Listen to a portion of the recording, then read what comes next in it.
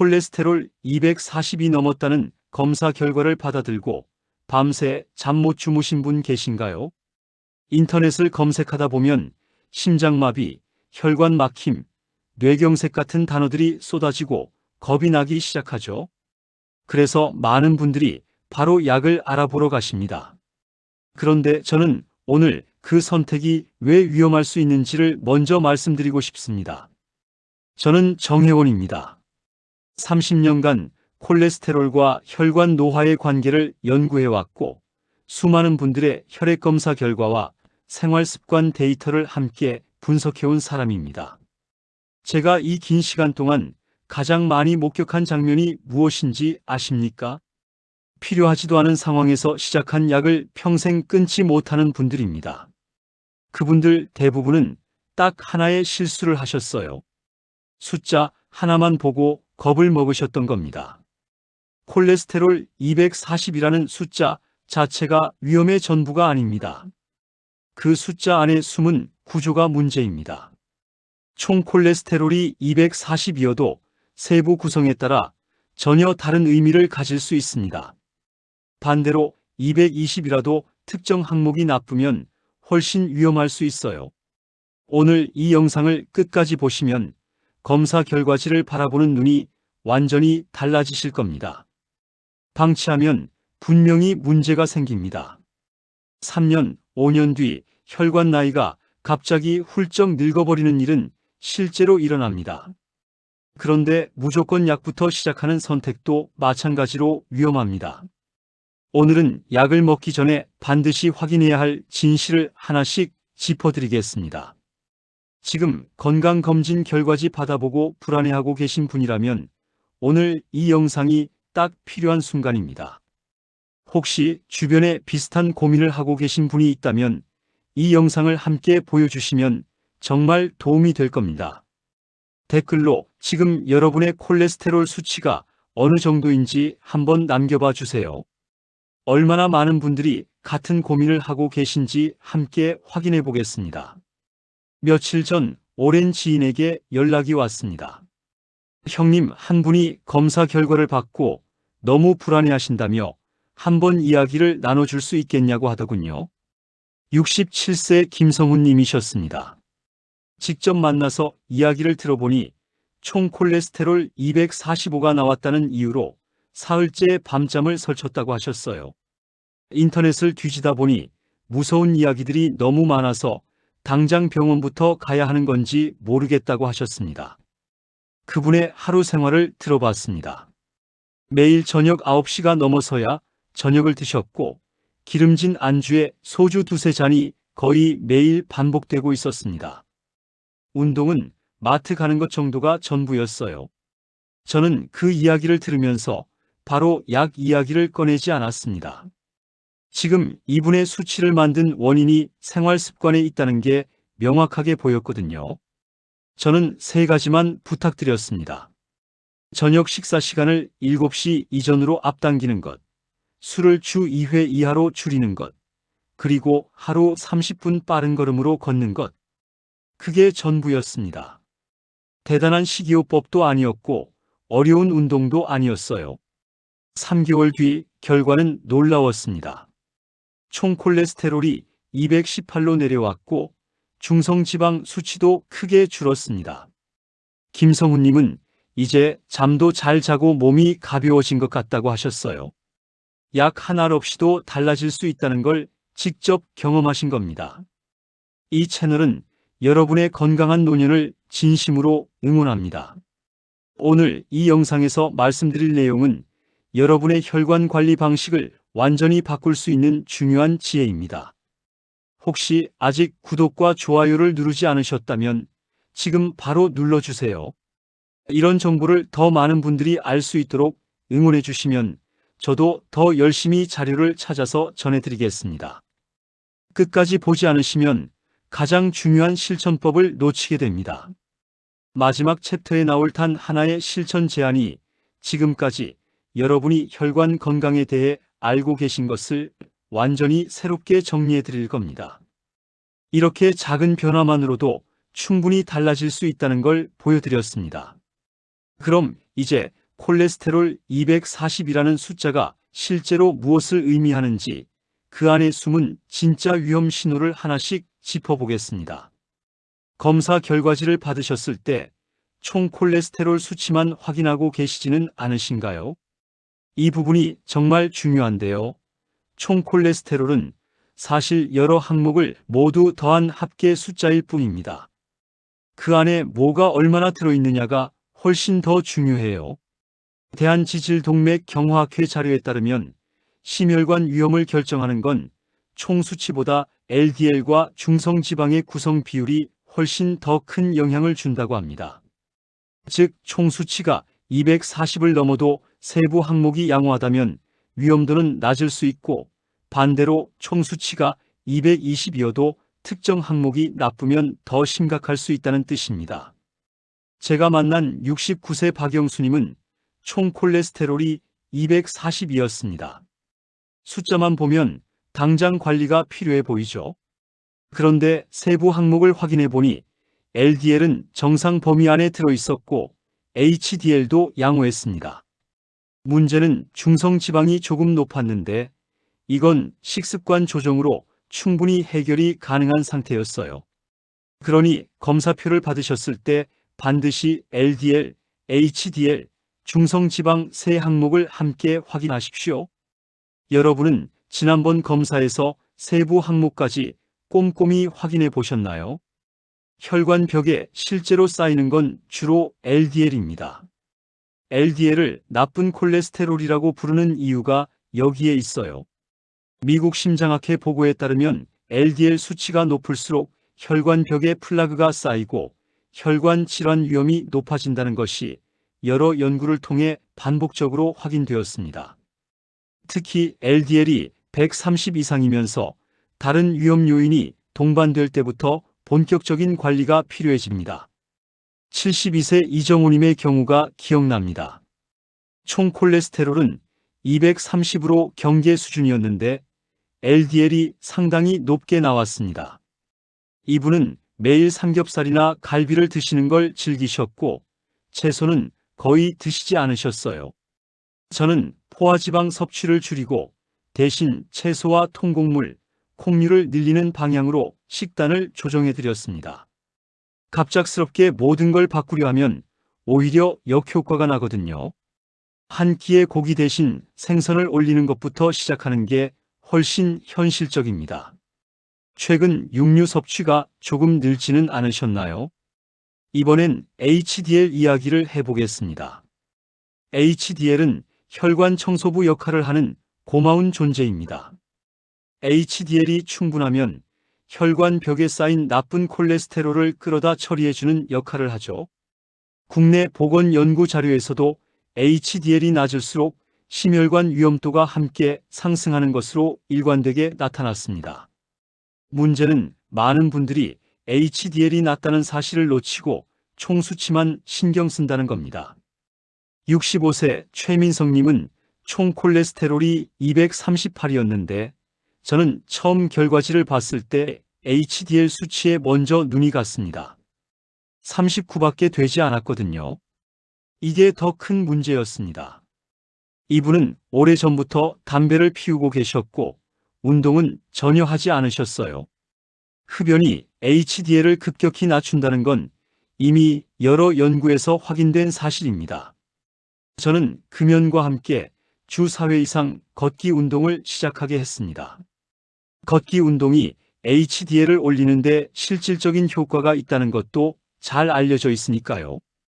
여러분은 일주일에 운동을 몇 번 하고 계신가요? 중성지방은 특히 술과 단 음식을 좋아하시는 분들에게 주의가 필요한 항목입니다. 이 부분이 핵심인데요. 중성지방은 음식에서 바로 올라오는 게 아니라 간에서 처리되지 못한 당분과 알코올이 쌓이면서 만들어집니다. 국민건강영양조사 결과를 보면 음주 빈도와 중성지방 상승 사이의 상관관계가 명확하게 확인됩니다. 술을 자주 드시는 분일수록 중성지방이 높아지는 경향이 뚜렷하게 나타납니다. 68세 김영진님은 저녁마다 반주로 막걸리 한두 잔을 드셨습니다. 특별히 많이 드시는 건 아니라고 생각하셨겠지만 매일 반복되는 음주가 중성지방을 꾸준히 올리고 있었던 겁니다. 저는 이분께 술을 주 1회 이하로 줄이고 저녁 탄수화물 양도 절반으로 줄여보시도록 했습니다. 공복 시간을 일정하게 유지하는 것도 중요하다고 알려드렸어요. 3개월 만에 중성지방 수치가 눈에 띄게 안정되었고 이분 스스로도 몸이 달라진 것을 느끼셨다고 했습니다. 밤에 야식 드시는 습관은 없으신가요? 허리둘레 이야기를 빼놓을 수가 없습니다. 복부 지방은 단순히 외형의 문제가 아닙니다. 국내 대사증후군 연구에서 허리둘레 증가와 혈중 지질 이상 사이의 연관성이 명확하게 드러났습니다. 복부에 쌓인 지방이 LDL의 산화를 촉진하고 혈관 염증 반응을 높인다는 것도 확인되었어요. 결국 콜레스테롤 수치 관리는 체중 관리와 뗄 수 없는 관계에 있습니다. 71세 한지훈님은 콜레스테롤 수치가 높게 나왔을 때 특별한 식이요법 대신 하루 7,000보 걷기를 시작하셨습니다. 무리한 단식이나 극단적인 식단 조절 없이 걷기 하나만 꾸준히 하신 거예요. 4개월 후 체중이 4kg 줄었고 콜레스테롤 수치도 함께 내려왔습니다. 무리한 단식은 오히려 근육 손실로 이어지고 기초 대사량을 낮춰서 역효과가 날 수 있으니 조심하셔야 합니다. 허리 둘레를 최근에 재보신 적 있으신가요? 마지막으로 약이 실제로 필요한 경우를 짚어드려야겠습니다. 생활 개선만으로 충분한 경우가 많다고 말씀드렸지만 분명히 약이 병행되어야 하는 상황도 있습니다. 이 부분이 중요한데요. 당뇨가 있거나 고혈압이 동반된 경우 또는 이미 혈관 관련 문제가 생긴 경우라면 위험도 계산이 달라집니다. 다수의 국제 연구에서 이런 복합 위험군에서는 생활 개선과 약물 병행이 단독 치료보다 훨씬 효과적이라는 것이 반복적으로 확인되었습니다. 74세 오경수님은 콜레스테롤뿐 아니라 당뇨도 함께 관리하고 계셨습니다. 이분의 경우는 생활 습관 개선만으로는 충분하지 않았고 전문가와 상의 후 약과 생활 개선을 병행하는 방식을 선택하셨습니다. 물론 생활 습관도 함께 바꾸셨고요. 중요한 건 자가 판단으로 약을 시작하거나 중단하지 않는 겁니다. 내 상황이 어디에 해당하는지는 반드시 전문적인 상담을 통해 판단하셔야 합니다. 여러분 중에 콜레스테롤 외에 다른 만성 질환도 함께 있으신 분이 계신가요? 그렇다면 오늘 이야기를 더욱 주의 깊게 들으실 필요가 있습니다. 그럼 이제 약을 먹기 전에 8주 동안 실천할 수 있는 생활 리셋 전략을 구체적으로 정리해 드리겠습니다. 수치가 높게 나왔을 때 바로 포기하거나 바로 약부터 찾는 분들이 많습니다. 그런데 30년 동안 이 분야를 연구하면서 제가 분명하게 확인한 것이 있습니다. 생활 습관을 먼저 8주 성실하게 바꿔본 다음에도 개선이 없다면 그때 다음 단계를 이야기해도 전혀 늦지 않다는 겁니다. 지금부터 말씀드릴 전략은 특별한 장비도 비싼 재료도 필요 없습니다. 의지 하나로 시작할 수 있는 것들입니다. 처음 4주는 식습관 교정에 집중하시는 게 좋습니다. 그 중에서도 가장 먼저 바꿔야 할 것이 저녁 식사 시간입니다. 저녁을 오후 7시 이전에 마치는 것을 목표로 해보세요. 밤늦게 먹는 음식은 소비되지 않고 그대로 중성지방으로 전환되는 경우가 많습니다. 갑작스럽게 완전히 굶는 방식은 오히려 몸에 스트레스를 주니 피하시고 먹는 시간대를 앞당기는 것만으로도 충분합니다. 저녁 7시 이전 식사가 지금 생활에서 가능하신가요? 처음엔 어색하시겠지만 2주만 지나면 몸이 먼저 익숙해집니다. 다음은 포화지방 줄이기입니다. 고기를 완전히 끊으실 필요는 없습니다. 다만 삼겹살, 갈비, 곱창처럼 기름진 부위는 줄이고 등심이나 안심처럼 지방이 적은 부위로 바꾸거나 생선으로 대체하시는 것이 도움이 됩니다. 특히 등 푸른 생선에 들어있는 오메가3 성분은 중성지방 감소에 실질적인 효과가 있다는 것이 여러 연구를 통해 확인되어 있습니다. 한 끼의 고기 대신 고등어나 삼치를 올리는 것만으로도 변화가 시작될 수 있습니다. 섬유질 섭취를 늘리는 것도 빼놓을 수 없습니다.